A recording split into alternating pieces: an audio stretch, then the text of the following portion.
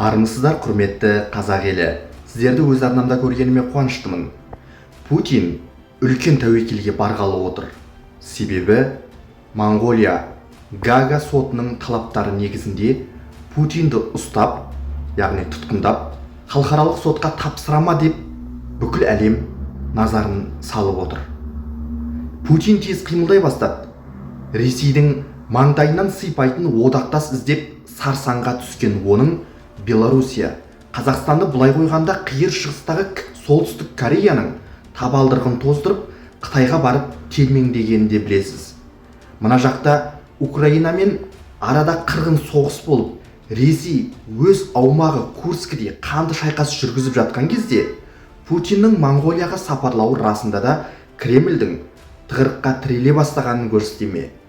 Әлде Мәскеудің тағы бір ойлағаны бар ма? Моңғолия билігі Путинді Ұлан Батыр әуежайында тұтқындап, бірден Гага қаласына сотқа тапсырады ма? Әлде көшпенді бабалары сияқты қонағына қиянат жасамай, арқадан қағып шығарып сала ма?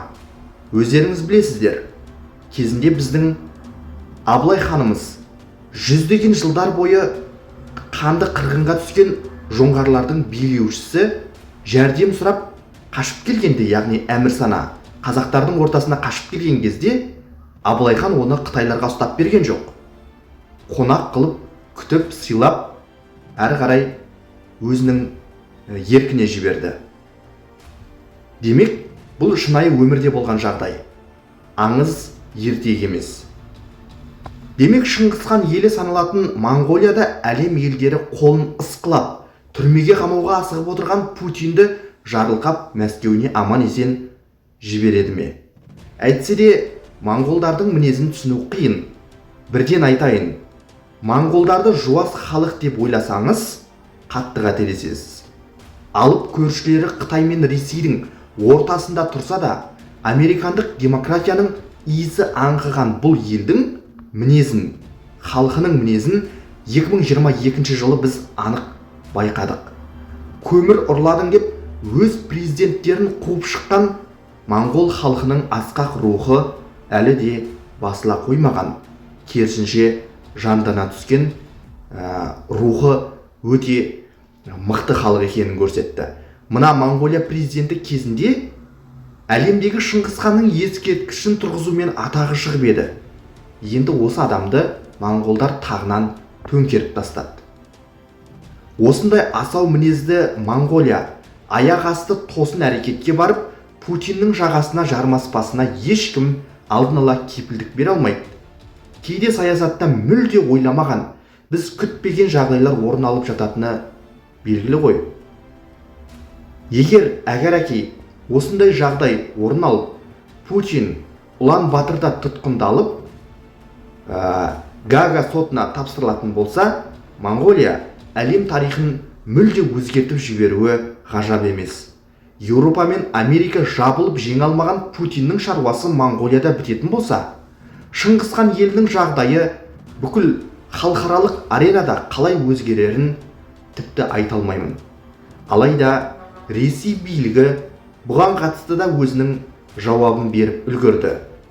Кремльдің ресми өкілі Дмитрий Песков жоспарланған сапарға түсініктеме бере отырып, Путиннің бұл сапарына ешқандай алаңдамайтынын айтты. Оның ресми мәлімдемесі бар. Ешқандай уайым жоқ. Біз Моңғолиядағы достарымызбен тамаша диалог құрдық деп түсіндірді.